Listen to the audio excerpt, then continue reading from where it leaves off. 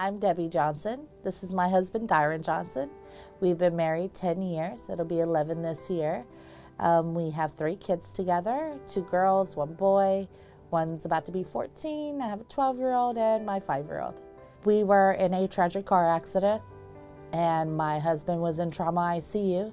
He had several injuries, and he was needing a high back wheelchair in order to be transported around because he couldn't support his trunk area of his body. So we were crossing Beltline, like from his job, like literally crossing the street to go the opposite way on Beltline. And this 18-year kid was flooring it in reverse on the main road of Beltline. And before we even knew what was going on, he struck us. He struck us so hard it sounded like a bomb. Instantly, my husband was unresponsive. You know, he was airlifted to Medical City, Plano.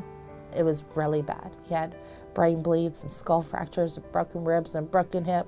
We lost everything because my husband was the breadwinner. So when we were hit, of course he couldn't work. He was in a coma for 11 days. He woke up on the 12th day. His job let him go because he was in the hospital for 2 months. And there was no health insurance. There was no way to pay rent. We had to move in with family members. Then here is Mission Regan. Anytime I needed anything, they were there. Anytime I just needed someone to talk to, they were there.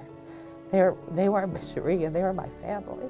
All you had to do was ask, and they were there willingly and lovingly. And they wouldn't let you thank them. They would tell you to thank God, which I do every day. And it was such a relief because no one else was there so willingly and openly. I'm grateful for the caseworker to just pass my name to them, and she called me and she's like, "You need to call them." I'm like, "Oh, okay." I'm thinking, "Oh, I'm gonna call them, I'm gonna have to put an application, I'm gonna do this." No, they wanted to call me so they could get to know me. That's what it was.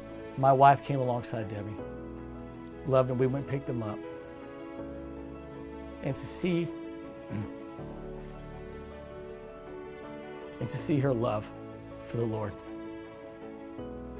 and come to church and give her life now to Christ and be that example for her kids. That's what Mission Regan is. My whole life has changed because that horrible night, God called me. Like I literally heard him call my name, that horrible night.